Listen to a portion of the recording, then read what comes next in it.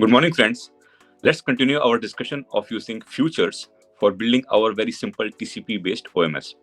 So first of all, let's have a quick recap that we started off with the future-based OMS in which we created two thread pools, one for connection handling and one for order handling. So we took 4 threads for creating our connection handling pool and 12 threads for order handling. So as soon as we get a server socket accept, whenever a client is sending us an order on this TCP-based server, so there we had like 4 thread pool which were executing it concurrently, and then we had this handle method. In the handle method, we took CompletableFuture.supply async because we are getting an order object out of all this validation, enrichment, and persistence. So once we use the supply async, we actually take a supplier, and then that order which was returned after validation, enrichment, or persistence, this was all run in parallel. So here we reduced the time from say 4 seconds earlier to 3 seconds because it took like 1 second here, and all these 4 operations were done simultaneously in 1 second, and then sent to downstream another 1 second. So it took all total 3 seconds. The only caveat here was that we are using join method here. Join method is quite it's like as you know, that's a blocking method, and it can cause other issues like deadlock issues and all. Although we have tried to eradicate any type of deadlock by using 2 separate thread pools for connection handling and order handling. So just to avoid this join method, there is for that we actually started using futures with callbacks. So in this scenario, the supply async was still same. We were still supplying the supplier, but here, instead of using 2 separate thread pools for connection handling and order handling, we used 1 thread pool only, and that was 12 thread pools, a pool of 12 threads. And then we use the callback method, which is available in the API, which is thenAccept method.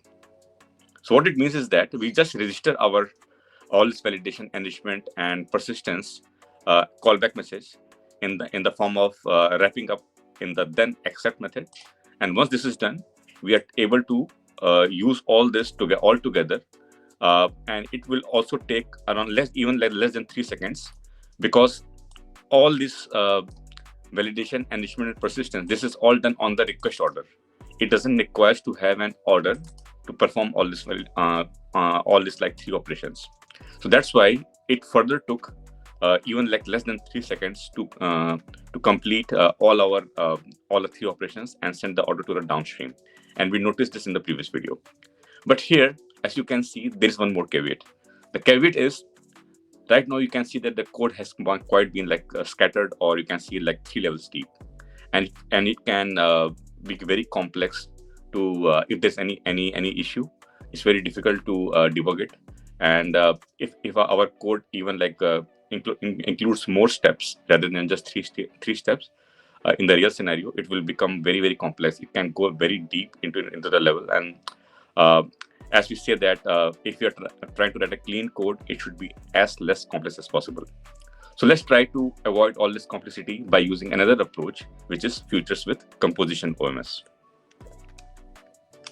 So instead of writing all this like using thenAccept method and having like all this type of level deep type of calls, in the futures with composition OMS, we can use yet another type of API which is available, which is thenCombine and thenAccept. Only when we can use thenCombine and thenAccept, and then you can see that I have also used CompletableFuture to create our order object out of the request. A thenCombine method can be used to combine the results of 2 futures using a 2-argument function. So here, if you look at this example, at this code snippet, so CompletableFuture.completedFuture new order request. So this will result. This will give me a CompletableFuture wrapped inside that. We have an order object. So this is a future which is written here, which we can combine it using thenCombine method with the order validation, with the order which we get out of it. So we use this orderValidateFuture, in which we can use this completable this supply async method, a supplier, which can be used for order validation, and it will combine it with the order CompletableFuture, which is written from this first code snippet. And similarly, we'll keep on combining it. Whatever it comes out of the combination of the order, CompletableFuture order, And for the order validation, it will be combined further with enrichment, persistence, and finally, the final order object, which has already been validated, enriched, and persisted. It would be have this callback method called as thenAccept, and that order would be then sent to the downstream. So if you again just look into this actual code here, if I just use this IntelliJ feature, you can see that it is going to return me completable future order out of it. After that, when we combine it, it will again use this order which has been returned from this method, from this completable future, which is completable future order.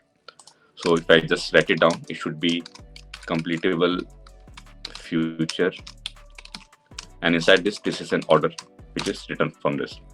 This would be again wrapped inside this thenCombine, because the thenCombine is used to combine these two. This is called futures with composition, right? So because we're trying to compose these two futures which are written here, along with the order validate feature here, which we are getting it from supply async.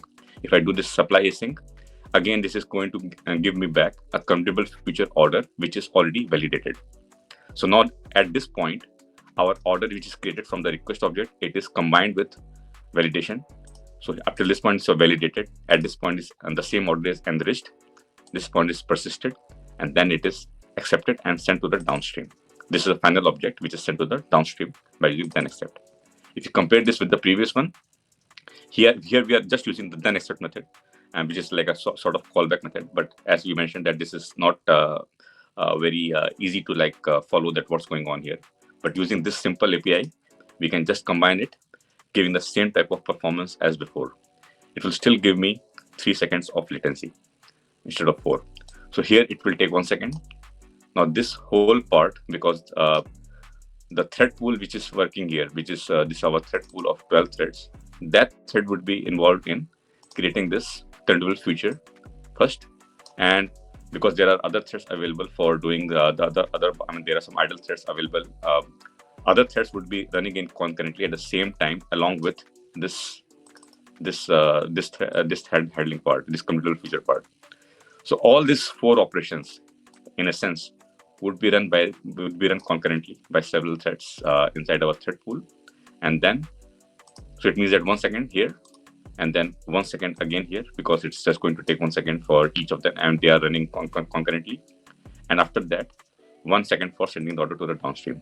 So it will again take 3 seconds, same as what we did it for the callback. But right now it's more clean, just in like one line, and it's like better. It's easier to comprehend it as well. That what's going on here. So enough said that. Now let's run this code and see how it goes. So let me run this. I will click on this, and our futures with composition OMS should start. Okay, so started. It's listening on port 8080. Now I already got this socket client where I will try to connect it. So I will send 4 simultaneous requests at this. So it will just do a connection, send a dummy order, and then it will test. Okay. As you can see here now, it only took even less than 3 seconds. It's like less, even 2.5. It's very, very less time. 2.033 milliseconds, 2.024, 2.024, 2.025. So performance is even much better. It's similar to like what we did it for futures with callback. It's almost the similar type of performance. Again, so just to quickly go through it again. So we are using thenCombine method, which is a sort of composition where it combines the results of 2 futures. So here we are trying to combine the new order future, which is created by this completable future call. After that, we are combining it with the order validation. Similarly, we keep on chaining it, combining it together. The result of this would be combined with this, with the order enrichment, then combination, and then finally sending it down to the downstreams. So guys, we have come a long way that how we implemented using different approaches for creating our very simple TCP-based OMS server. So just to have a very quick recap, we started with this, our problem statement that we want to build this OMS, in which we have to do validation, enrichment, and updation of the order, and then send it to the downstream. It will involve these 6 steps. So once we started with the very single-threaded OMS based, in which there would be a blocking call, and for each of the client requests, it will take 6 seconds each, because each of these steps will take 1 second. So that's why for single-threaded OMS, it was 6 seconds for one client request to handle. So if there are 3 requests coming, they will complete in 18 seconds. Then we came up with thread per client request, in which we were trying to to run all this in parallel by using concurrency, by just creating a new thread every time a client request is being sent. In that case, we tremendously reduce it from say 18 seconds if there are 3 requests to, because all this client would be served concurrently, it would take 6 seconds. So, but the problem here was that, as we have discussed before in our previous videos, that the threads are limited. We are relying on platform threads, which are a wrapper over our OS kernel threads, which are always limited. So if there are like thousands of client requests coming at the same time, then we will get a lot of errors because our threads are exhausted. We have a certain number of threads that we can create. And then we came up with another better approaches, that we created the separate threads for handling part and separate threads for order parsing part. Again, but the same problem exists, that there is a limitation of number of platform threads that we can create. Then we came up with another solution, which is for using executed thread pools. So in that case, but there the performance was okay. Performance was good because now we can actually parallelly run in the thread pools available, and also there is a limit that how many threads that we can create inside that thread pools. But the problem was that we are using countdown latch for synchronizing between all this order handling and connection handling part, as well as there was also a problem of throughput. Because only the number of threads which are available in the thread pool, only those number of concurrent requests could be served at the same time. All the other client requests have to wait until a thread is available in the thread pool. Then we came up with the features-based design, which we discussed, and we were able to reduce the latency from 4 seconds to 3 seconds. We discussed about using the join method and supply async. With the callback message, we came up with the design of callback, where we are using thenAccept method, but it became very complex and hard to debug. And then we came up with this features with composition OMS, where we were using thenCombine method along with the thenAccept and CompletableFuture to make a design a little bit better and reduce. So all these feature-based OMS that we designed, it was taking the latency was reduced from say 6 seconds to 4 seconds to 3 seconds. But again, there's again a very subtle problem which is always there, which is the limitation of number of platform threads that we can create. I think the second design, which was thread per client request, was the best, because although we can improve the latency from 6 seconds to 3 seconds by using combination of thread per client request as well as features-based, say, composition OMS. But again, if we have a mechanism that we can create a lot of threads and which actually will improve the throughput of the application. Latency we can improve here. Latency, we have seen that we can improve it from 18 seconds to 3 seconds. But that's just the latency part. If we want to increase the throughput, somehow we have to create lot number of threads which can handle all those simultaneous client requests and serve in the minimum time possible. In the next video, we'll start exploring virtual threads, that how we can improve the throughput. Latency we have improved, but for the throughput, we have to use virtual threads to improve the throughput of the whole application of the OMS. So see you all in the next video, where we'll deep dive into all this.